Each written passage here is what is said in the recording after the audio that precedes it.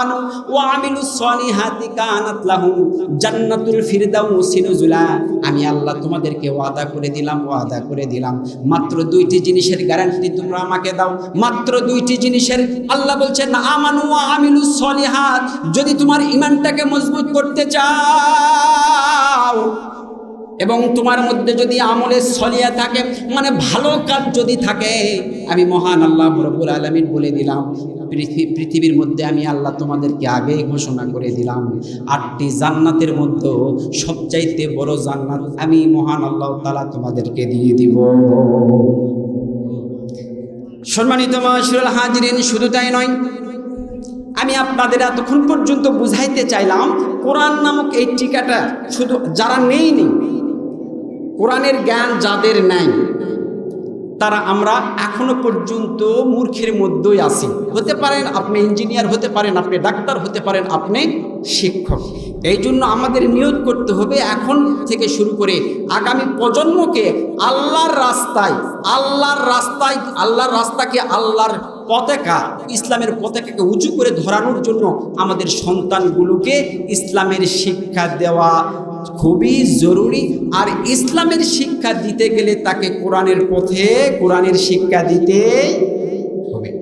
সম্মানিত মাশাআল্লাহ হাজিরিন, আমি পবিত্র কোরআনে সূরাতুন নাহলের 88 নম্বর আয়াত তেলাওয়াত করেছি। এখানে এমন একটি কথা মহান আল্লাহ রাব্বুল আলামিন বলছেন, ও দুনিয়ার মানুষ, জিদনাহুম আযাবান, মানুষকে কিছু মহান আল্লাহ তাআলা আযাব দিবেন জাহান্নামের মধ্যে আল্লাহ ওয়াদা করেছেন।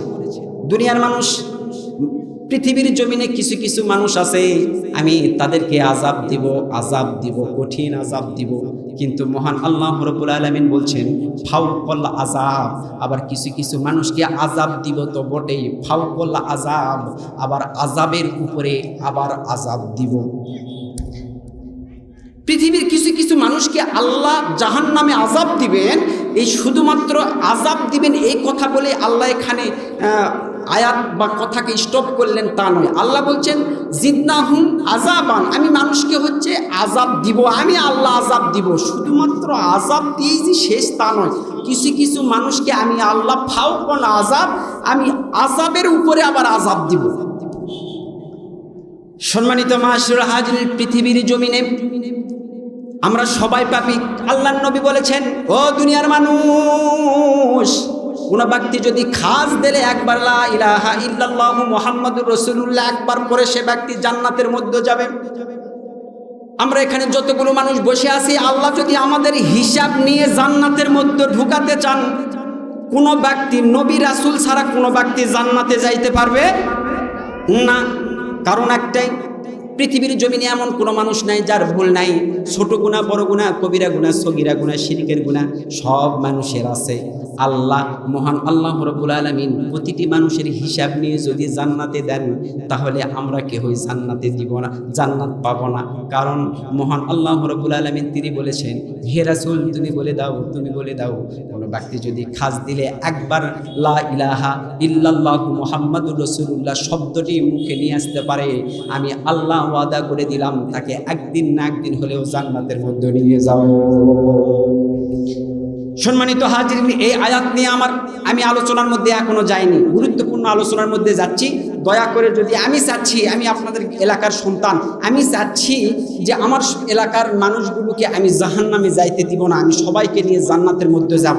তো আমার আলোচনা যদি আজকে মনোযোগ সহকারে শুনেন, আল্লাহর কসম করে বলছি যে আপনি এই আয়াতের উপর যদি আমলে নিয়ে আসতে পারেন, আপনার জীবন যদি পরিবর্তন করতে পারেন, আল্লাহর কসম করে বলছি যে আমার এই কথার উপর বেসিস করে আপনার আমল পরিবর্তন করলে আল্লাহ আপনাকে জান্নাত দিবেন, 100% দিবেন। আশা করি আমরা সকলে আমলের নিয়তে শুনবো। সকলে পড়ছি ইনশাআল্লাহ। আমি আপনাদেরকে বুঝাইতে চাইলাম, মহান আল্লাহ রাব্বুল আলামিন পবিত্র কোরআনে বলছেন জিদনাহুম আযাবান, কিছু জাহান্নামে যারা যাবে তাদেরকে আমি আযাব দিব। এই কথাটা সত্য একটি কথা, কিন্তু আল্লাহ বলছেন ফাওকাল আযাব, আবার আযাবের উপরে আবার আযাব আমি দিব, সবাইকে নয়। এখানে মহান আল্লাহ রাব্বুল আলামিন 3 জন মানুষকে বাছাই করেছেন। 3 জন মানুষকে বাছাই করে বলছেন, ও দুনিয়ার মানুষ, তিনজন মানুষ যখন জাহান্নামের মধ্যে যাবে তাদেরকে তো আমি আযাব দিব, ফাওকাল আযাব, আমি আযাবের উপরে আবার আযাব বাড়িয়ে দিব। তার মানে বোঝা যায় যে তিনটি কথা আল্লাহ তাআলা এখানে আমাদেরকে বলেছেন, এই তিনটি অপরাধ আল্লাহর কাছে খুবই জঘন্য, খুব জঘন্য। কোনো ব্যক্তি যদি কোরআনের একটি আয়াতকে অস্বীকার করে, মহান আল্লাহ রাব্বুল আলামিন বলছেন ওয়াল্লাযিনা কাফারু, তারা অস্বীকারী, তারা হলো কাফের। এই জন্য জান্নাত পেতে হলে আপনাকে কোরআনের পথে আসতেই, আরো জোরে বলেন, আসতেই হবে। যদি জান্নাত পেতে চাও আল কোরআনের পথে কদম বাড়াও। যদি জান্নাত পেতে চাও আল কোরআনের পথে কদম বাড়াও। যদি আল্লাহকে পেতে চাও রাসূলের প্রেম দিয়ে হৃদয় রাঙাও। যদি জান্নাত পেতে চাও আল কোরআনের পথে কদম বাড়াও। লিল্লাহি তাকবীর। আমি আপনাদেরকে বুঝাইতে চাইলাম যে আল্লাহ কিছু কিছু মানুষকে জাহান্নামে দিয়ে আযাবের উপরে আযাব দিবে। এই মানুষগুলোকে, আর আমার সেই সাদিশপুর গ্রাম, উত্তরাসন গ্রাম, ফয়দাবাদ, দরিয়াপুর, এই গ্রামগুলোতে এই মানুষগুলো আছে কিনা একটু সকলে বিশ্লেষণ করবেন, একটু সকলেই গবেষণা আমরা করব যে আসলে এই মানুষগুলো আমাদের এলাকাতে আছে কিনা। যদি থাকে তাহলে আমরা যারা ইমানদার হিসাবে নিজেকে দাবি করি, আমরা সকলে একত্রিত হয়ে সেগুলোকে দমন করব ইনশাআল্লাহ। সম্মানিত হাজিরিন, আল্লাহ সবাইকে আযাবের উপরে আযাব দিবেন না, তিনজন মানুষকে আযাবের উপরে আযাব দিবেন। সে মানুষগুলোকে আসুন আমরা একটু আয়াতের প্রথমে যাই। মহান আল্লাহ রাব্বুল আলামিন পবিত্র কোরআনের সূরাতুল নাহলের মধ্যে স্পষ্ট করে বলে দিলেন, ও দুনিয়ার মানুষ, আল্লাযিনা কাফারু, যারা হচ্ছে কাফের, যারা হলো কাফের যদি কোনো সময় জাহান্নামের মধ্যে চলে যায়, আমি মহান আল্লাহ রাব্বুল আলামিন ওয়াদা করে দিলাম তাদেরকে জাহান্নামে নেওয়ার পরে আযাব তো দিবই, আবার আযাবের উপরে আবার আযাব দিতে থাকব। যারা কাফের আরবি শব্দ, বাংলা অর্থ হলো অস্বীকারী। কোনো ব্যক্তি যদি আল্লাহকে অস্বীকার করে, কোনো ব্যক্তি যদি আল্লাহর নবীকে অস্বীকার করে, কোনো ব্যক্তি যদি আল্লাহর কিতাবের কোনো একটি আদেশ, কোনো ব্যক্তি যদি আল্লাহর কিতাবের একটি অমান্য আদেশ, উপদেশ, নিষেধ এগুলো থেকে দূরে চলে যায়, মহান আল্লাহ রাব্বুল আলামিন বলছেন ফাওকাল আযাব, ওই কাফের ব্যক্তিকে জাহান্নামের মধ্যে নিয়ে এসে আমি মহান আল্লাহ রাব্বুল আলামিন আযাবের উপরে আযাব দিতে থাকব। একজন যারা কাফের হবে আল্লাহ তাদেরকে জাহান্নামে নেবেন, নেওয়ার পরে শুধু জাহান্নামে নিয়ে আযাব দিবে তা নয়, আল্লাহ বলছেন ফাওকাল আযাব, আমি তাদেরকে জাহান্নামের উপরে আযাবের উপরে আযাব দিতে থাকব। এমনি তো জাহান্নামের বর্ণনাগুলো পড়লেই তো আমাদের কলিজাগুলো কেঁপে ওঠে। ও দুনিয়ার মানুষ, তোমরা কি জানো আমাদের ঈমান তো এমনিতেই হালকা। যদি আল্লাহ কোনো পরীক্ষা নিয়ে নেয় তাতে তো আমরা আমাদের ঈমানটা হারিয়ে ফেলি। কবে যেন দাজ্জাল আসিয়া ডান হাতে নিবে জান্নাত, বাম হাতে নিবে জাহান্নাম, নিয়ে বলবে ও দুনিয়ার মানুষ, আমার কাছে আল্লাহকে ভুলে গাও, আল্লাহ বলে কোনো কিছু নাই, আমাকে তোমরা প্রভু হিসাবে মানো। তখন তো মানুষ দুর্বল যারা ঈমানদার তাদেরকে তো মহান আল্লাহ রাব্বুল আলামিন তাদের ঈমানটা কেড়ে নেবেন, দাজ্জালের তলে ভিড়িয়ে দিবেন। সম্মানিত হাজির, আপনাদের সামনে একটি অজানা হাদিস, বিশেষ করে এই হাদিসটা আমাদের এলাকার মানুষ হয়তো বা একদম জানে না বললেই চলে। একটু দয়া করে মনোযোগ দেন, গুরুত্বপূর্ণ একটি হাদিস আপনাদের সামনে উপস্থাপন করবো। আমার জানা মতে অনেক মানুষ আছেন এই হাদিসটা জীবনে হয়তো বা এখনো শুনেন নেই। একজন সাহাবীর সম্পর্কে গুরুত্বপূর্ণ কয়েকটি লাইনের একটি হাদিস বলছি, একটু সবাই মনোযোগ দেন। সম্মানিত মাশাআল্লাহ হাজিরিন, ফিলিস্তিনে একজন সাহাবীর জন্ম হয়েছিল। ফিলিস্তিনের মাটিতে একজন সাহাবীর জন্ম হয়েছিল যার নাম হচ্ছে হযরতে তামিম আদ-দারি রাদিয়াল্লাহু তাআলা আনহু। কি নাম বললাম? হযরত তামিম আদ-দারি রাদিয়াল্লাহু তাআলা। তার নাম হচ্ছে, তার আসল নাম হযরত তামিম রাদিয়াল্লাহু তাআলা, কিন্তু আদ-দারি তার নামের সাথে যুক্ত করা হয়েছে কারণ হলো একটাই, তিনি ফিলিস্তিনের বনু দার গোত্রে তিনি জন্মগ্রহণ করেছিলেন। এই বনু দার গোত্রে তিনি যখন জন্মগ্রহণ করেছিলেন, হাদিসের ভাষায় তার নাম হযরত তামিম রাদিয়াল্লাহু তাআলা আনহুর সঙ্গে দার শব্দটি লাগিয়ে দিয়ে তাকে আমরা হাদিসের ভাষায় বলে থাকি হযরত তামিম আদ-দারি, বা কেউ কেউ বলেন হযরত তামিম আত-তামিমি দারি। তো যাই হোক, তামিম আদ-দারি রাদিয়াল্লাহু তাআলার জীবনে একটি ভয়ঙ্কর ঘটনা ঘটেছিল। এটা বলে আমি কোরআনের আলোচনার মধ্যে যাইতে চাই। হযরত তামিম আদ-দারি রাদিয়াল্লাহু তাআলা তিনি বলছেন, আমি 20 থেকে 30 বা 40 জন মানুষকে নিয়ে বিশাল একটি সমুদ্র পার হচ্ছিলাম। ব্যবসার কাজে হোক, যে কোনো একটি কাজে হোক, বিশাল বড় একটি সমুদ্রের বা সাগরের মধ্যে সাগর পাড়ি দিচ্ছিলাম। এমন সময় আমি আমার নৌকা বা জাহাজ নিয়ে প্রায় সমুদ্রের কাছাকাছি, সমুদ্রের মধ্যখানে আমরা অবস্থান করছি। এমন তো অবস্থায় পূর্ব আকাশে এক মেঘ এসে আমাদেরকে জানান দিল বিশাল একটি ঝড় আসবে। দেখলাম হ্যাঁ, কিছুক্ষণ পর দেখছি আকাশে অনেক মেঘ, প্রবল বেগে ঝড় আসলো, বৃষ্টি হচ্ছে। হযরত তামিম আদ-দারি রাদিয়াল্লাহু তাআলা তিনি বলেন, যখন আমরা সমুদ্রের মধ্যখানে অবস্থান করছিলাম, ঠিক সেই সময় প্রবল বেগে ঝড় উঠল। ঝড় ওঠার কারণে আমরা যে ব্যবসার কাজে সমুদ্র পাড়ি দিচ্ছিলাম, দেখলাম আমরা যে জাহাজের উপরে, আমরা যে নৌকার উপরে চড়েছিলাম, সেই নৌকাটা বাতাসের কারণে ঘুরে গেছিল। কোন দিকে পশ্চিম, কোন দিকে উত্তর, কোন দিকে দক্ষিণ, আমরা সব কিছু হারিয়ে ফেলছিলাম। আমরা 1 দিন 2 দিন 3 দিন নয়, প্রায় 1 মাস, এমনকি তার চেয়েও বেশি সময় সেই সমুদ্রের মধ্যে কাটিয়ে দিয়েছিলাম। আমরা কষ্ট পাচ্ছিলাম। আমার সঙ্গে অনেক আমার সাহাবী গুণেরা ছিল, আমার সঙ্গী সাথীরা ছিল। তামিম আদ-দারি রাদিয়াল্লাহু তাআলা তিনি বলেন, এত ভয়ঙ্কর ঘটনা আমার জীবনে আর কোনোদিন ঘটে নাই, এত ভয়ঙ্কর ঘটনা। তামিম আদ-দারি রাদিয়াল্লাহু তাআলা তিনি বলেন, সেই সমুদ্রের মাঝখানে আমরা প্রবল ঝড়ের কারণে আটকায় গেলাম। আমাদের নৌকা বা জাহাজটি চলতে লাগলো। চলতে এমন একটি জায়গায়, এমন একটি দ্বীপের উপরে চলে গেল আমাদের নৌকা বা জাহাজটি চলে গেল, যে দ্বীপের কথা আমরা কোনোদিন শুনি নাই, আমরা আমাদের চোখ দিয়ে দেখি নাই, কান দিয়ে শুনি নাই। অচেনা একটি দ্বীপে আমাদের নৌকা বা জাহাজটি ভিড়ে গেল। সম্মানিত মাশরুল হাজিরিন, এমতা অবস্থায় তামিম আদ-দারি বা তামিমে দারি রাদিয়াল্লাহু তাআলা তিনি বলেন, ও দুনিয়ার মানুষ, তোমরা কি জানো, আমাদের নৌকাটা যখন অজানা এক দ্বীপে ভিড়ে চলে গেল, তখন দ্বীপে গিয়েই দেখতেছি এমন একটি মানব, যাদের দানব আকৃতির একটা পশুর মতো একটি দানব সেখানে আমার চোখে পড়ল। সেই দানবটি আগাছা কোনটা এবং পিছন সাইড কোনটা, আগা সাইড কোনটা, আমি তামিম আদ-দারি রাদিয়াল্লাহু তাআলা কোনো কিছুই বুঝতে পারছিলাম না। কারণ হলো একটাই, তার শরীরে বিশাল বড় বড় পশম ছিল।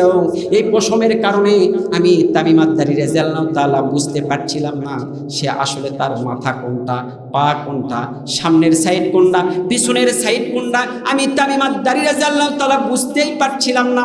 রেজাল ভাই ভিতরে আসেন, বড় ভাই। সম্মানিত হাজিরিন, এই তামিম আদ-দারি রাদিয়াল্লাহু তাআলা তিনি বলছেন, সেই বিশাল বড় অদ্ভুত প্রাণীটির সঙ্গে আমার দেখা হলো। এবার আমি তাকে প্রশ্ন করলাম, তুমি কে? এই অদ্ভুত প্রাণীটি এবার উত্তর দিল, আমি হলো জাসসাসা। জাসসাসা আরবি শব্দ, এর বাংলা অর্থ হলো গোয়েন্দা। জাসসাসা আরবি শব্দ, যার বাংলা অর্থ হলো যিনি লুকিয়ে লুকিয়ে তথ্য সংগ্রহ করেন, তাকে আরবিতে বলা হয় জাসসাসা। এবার তামিম আদ-দারি বলেন যে, কেন? আমরা তো কিছুই বুঝতে পারছি না, আপনি কিসের তথ্য সংগ্রহ করেন? কিছুই তো বুঝতে পারছি না। এইবার সম্মানিত মাশরুল হাজিরিন, ওই জাসসাসা বলছেন, ওগো তামিম আদ-দারি, আমার পিছনে বিশাল বড় একটা ঘর আছে, ওখানে আপনার জন্য একজন বসে আছে, আপনার সাথে কথা বলার জন্য বসে আছে, তুমি ওই ঘরের মধ্যে যাও। তামিম আদ-দারি রাদিয়াল্লাহু তাআলা তিনি বলেন, আমি সঙ্গে সঙ্গে তার কথা শুনে ওই ঘরের মধ্যে চলে গেলাম। আমি ঘরের মধ্যে যখন প্রবেশ করলাম, আমি দেখলাম বিশাল দানব আকৃতির একজন মানুষ, বিশাল লম্বা একদম দানব আকৃতির একজন মানুষ। 2 হাতটি পিছনে দেওয়া আছে।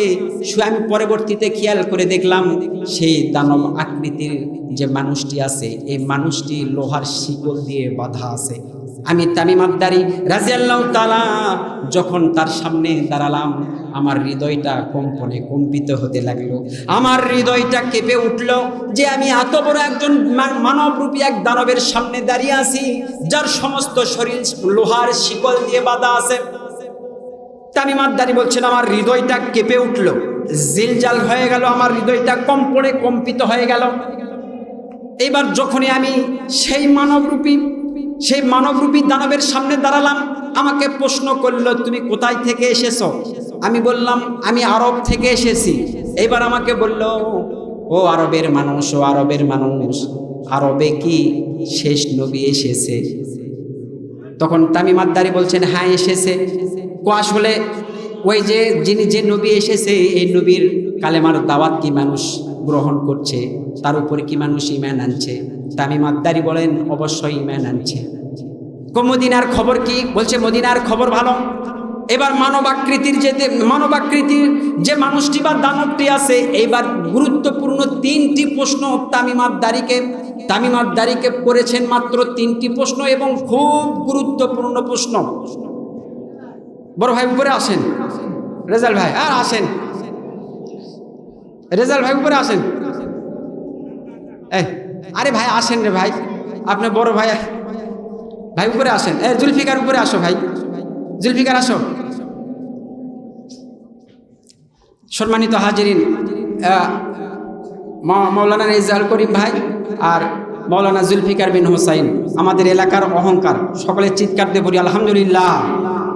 আমাদের নওগাঁ জেলা বদলগাছি উপজেলার এগুলো হচ্ছে অহংকার। গোটা বাংলাদেশ এক যুগে যারা আমরা ইসলাম প্রচার করে থাকি, আরো জোরে বলি আলহামদুলিল্লাহ। আল্লাহ আমাদের সবাইকে কবুল করুক, পড়ছি আমিন। হৃদয়ের জানালা খুলে দাও না, প্রভুর প্রেমে কেন সারা দাও না।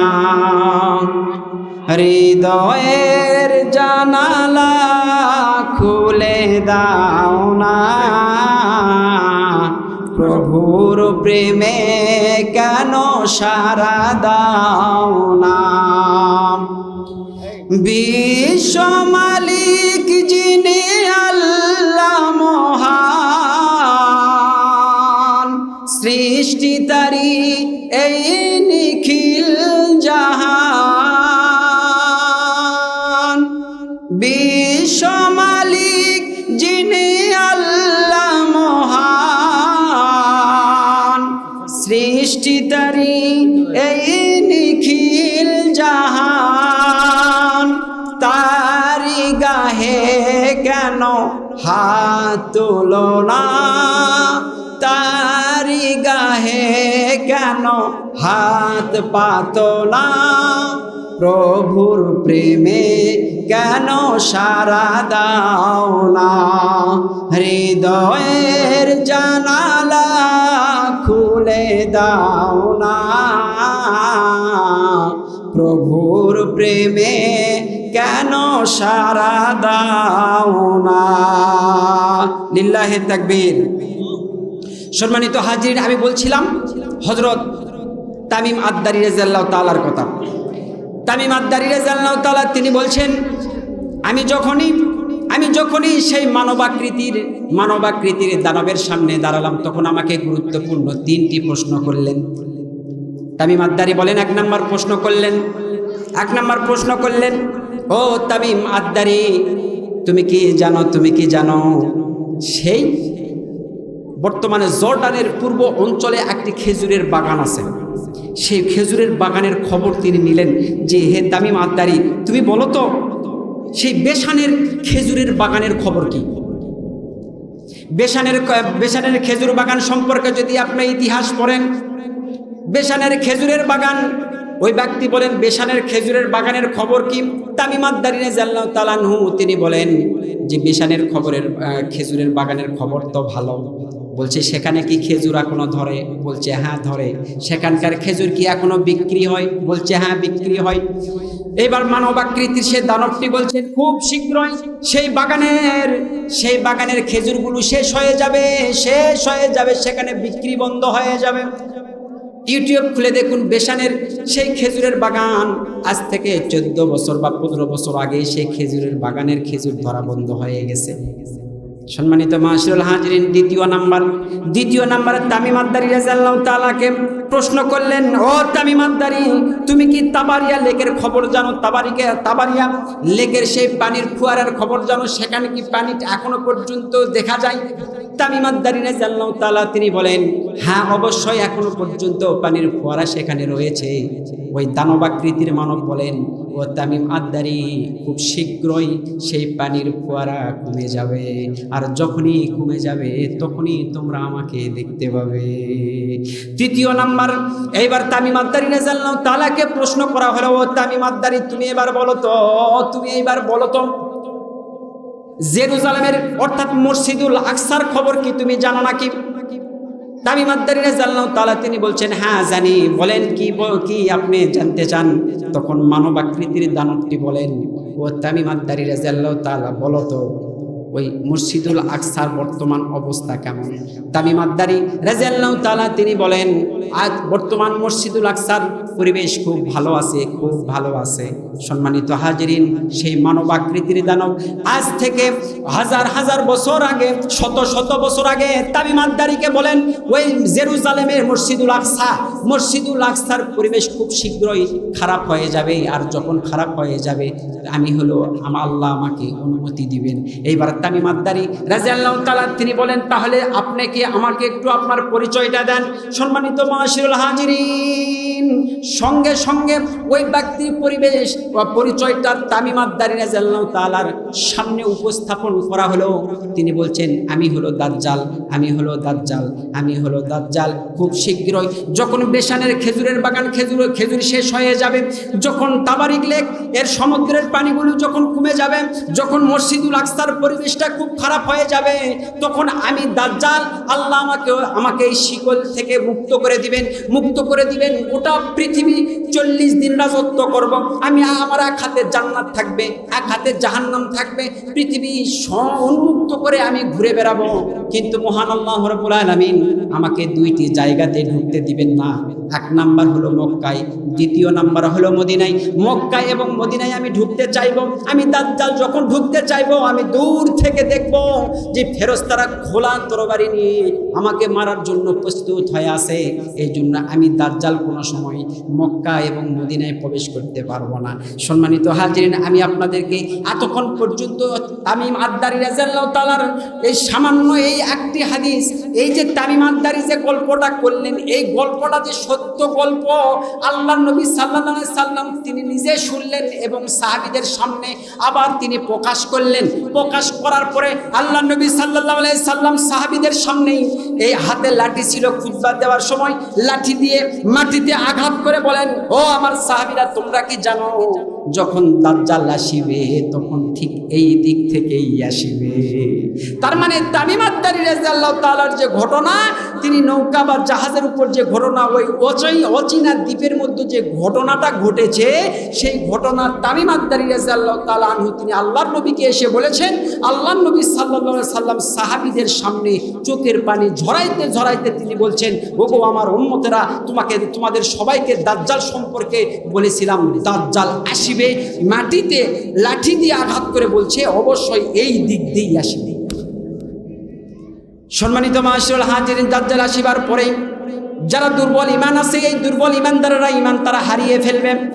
এই জন্য মহান আল্লাহ রাব্বুল আলামিন পবিত্র কোরআনে সূরাতুন নাহলের 88 নম্বর আয়াতে বললেন, ওয়াল্লাযিনা কাফারু, যারা কাফের হবে, যারা কাফেরের পথ অবলম্বন করবে, আমি মহান আল্লাহ রাব্বুল আলামিন জিদনাহুম আযাবান ফাওকাল আযাব, আমি তাদেরকে জাহান্নামে নিয়ে যাব।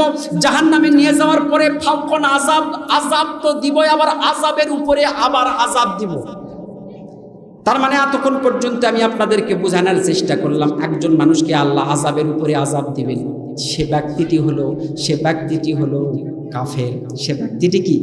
কাফের। এবারে দ্বিতীয় নম্বরে আসেন, আল্লাহ আর মহান আল্লাহ তাআলা আর কাকে আযাবের উপরে আযাব জাহান্নামের মধ্যে দিবেন? আর একজন ব্যক্তি আছেন, এই ব্যক্তিও যখন জাহান্নামের মধ্যে থাকবেন, তখন মহান আল্লাহ রাব্বুল আলামিন বলছেন, ফাওকাল আযাব। আমি তাদেরকে আযাব তো দিব, আবার আযাবের উপরে আরো আযাব দিব। এই ব্যক্তিটিকে পবিত্র কোরআনের সূরা নাহলের এই 88 নম্বরে মহান আল্লাহ রাব্বুল আলামিন তিনি বলছেন ওয়াসাদ্দু আন সাবিলিল্লাহ, ওয়াসাদ্দু যারা বাধা প্রদান করে, আন সাবিলিল্লাহ আল্লাহর পথে। সম্মানিত মাশরুল হাজিরিন, এবার আল্লাহর একজন অপরাধীর সাথে আমাদের পরিচয় করে দিচ্ছেন। যারা ঈমানদার তোমরা শুনে নাও, তোমরা শুনে নাও। ওয়াসাদ্দু যারা বাধা প্রদান করে, আন সাবিলিল্লাহ যারা আল্লাহর পথে, মানুষকে হেদায়েতের পথে আনার জন্য যারা বাধা প্রদান করে, আল্লাহ এক কথায় যারা আল্লাহর কাজে বাধা প্রদান করে, আল্লাহ বলছেন ফাওকাল আযাব, আমি তাদেরকে জাহান্নামের মধ্যে দিব, আযাব তো দিব, বা ফাওকাল আযাব, আযাবের উপরে আমি আল্লাহ আরো আযাব চাপিয়ে দিব।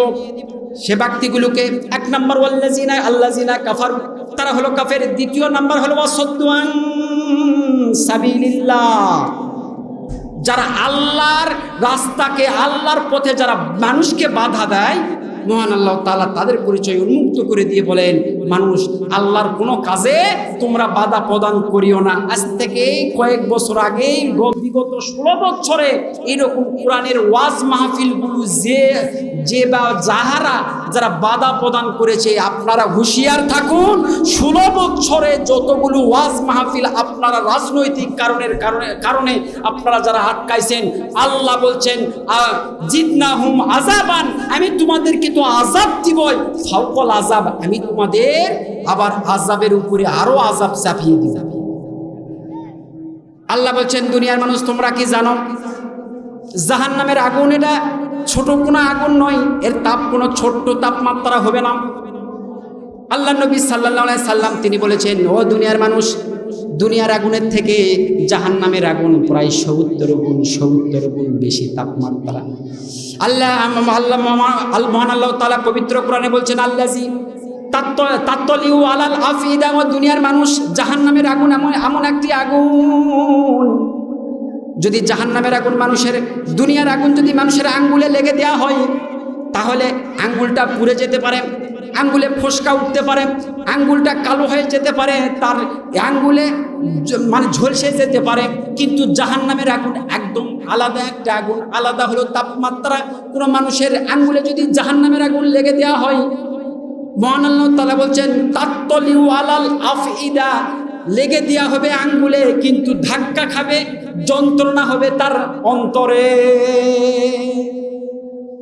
জাহান্নামের আগুন মাবুদ সইতে পারব না,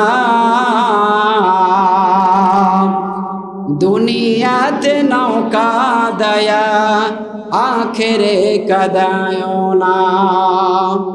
জাহান্নামের আগুন মাবুদ সইতে পারব না, দুনিয়াতে নৌকা দায়া আখেরে কাদায় না। লিল্লাহে তাকবীর। সম্মানিত মাশরুল হাজিরিন, দুইজন মানুষের পরিচয় আপনাদের সামনে তুলে ধরলাম, যাদেরকে জাহান্নামে আযাব দেওয়া হবে, আবার আযাবের উপরে আবার আযাব দেওয়া হবে। কারে? ওয়াসাদ্দু আন সাবিলিল্লাহ, যারা আল্লাহর দাওয়াতকে আটকে দিতে চায়। এতে আমার বড় ভাই আজকে বসে আছে, মাওলানা রেজাউল করিম, গোটা বাংলাদেশ প্রত্যেকদিন ওয়াজ মাহফিল করছে। এই ভাইয়ের আজকে কিন্তু মাহফিল ছিল, এই ভাইয়ের আজকে মাহফিল ছিল। কোনো দুই নেতা নিজের পণ্ডিত্য, নিজের জাহির খাটানোর জন্য গন্ডগোল ফাসাদের কারণে আজকের মাহফিল ক্যান্সেল বসে আছে। ওয়াসাদ্দু আন সাবিলিল্লাহ, যারা আল্লাহর দাওয়াতকে আটকে দিতে চায়, যারা এরকম কোরআনের মাহফিলগুলোর বিরোধিতা করে, আল্লাহ বলছেন জিদনাহুম আযাবান, তাদেরকে তো আমি আযাব দিব, ফাওকাল আযাব, তারা হলো আযাবের উপরে আরো আযাব খাটতে হবে। তাহলে আজকে যদি ওয়াজ মাহফিলে যাইতো, কিছু না হলে একজন মানুষ হলেও তো কি হেদায়েত প্রাপ্ত হতো, না হলে যতক্ষণ পর্যন্ত কোরআনের আলোচনা শুনতো, কিছু না হলে সে ব্যক্তি পাপ মুক্ত থাকতো। পড়েন সুবহানাল্লাহ। এখান থেকে যারা বাধা দিল, যে নেতা বাধা দিল, সেই নেতাদের জন্য এই আয়াত। আল্লাহ বলছেন ওয়াসাদ্দু আন সাবিলিল্লাহ, যারা আল্লাহর দাওয়াতকে আটকায়া দিচ্ছ, যারা আল্লাহর পথে মানুষকে আসতে দিচ্ছ না, শুধুমাত্র তোমরা মরে দেখো। তাহলে দুইজন মানুষকে পাইলাম, একজন হলো কাফের, তাদেরকে তারা জাহান্নামে অতিরিক্ত শাস্তি ভোগ করবে। দ্বিতীয় নাম্বার, যারা আল্লাহর রাস্তায় মানুষকে আসতে দেয় না, বাধা প্রদান করে। আল্লাহ নবী সম্পর্কে আল্লাহ নবী সাল্লাল্লাহু আলাইহি সাল্লাম একটি হাদিস আমি পড়লাম। আল্লাহ নবী বলেন, যারা মানুষকে ভালো পথে আসতে দেয় না, তারা যেন মনে করে তাদের জাহান্নামের ঘরের নিজের ইট তারা নিজেরাই সাজায়। কথাটা বুঝান পারিনি? আল্লাহ নবী বলেছেন, কোনো ব্যক্তি যদি মানুষকে ভালো পথে নিয়ে আসে, সে ভালো পথে যতদিন থাকবে সেটা সদগায়ে জারিয়া হয়ে যাবে। পড়েন সুবহানাল্লাহ। কিন্তু কোনো ব্যক্তিকে ভালো পথে আসতে দিচ্ছে না, আটকায়া দিছে, সে যেন মনে করে সে তার নিজের জাহান্নামের দেওয়ালে সে নিজের ইট নিজেই সাজিয়ে জাহান্নামটাকে বানিয়ে নিচ্ছে।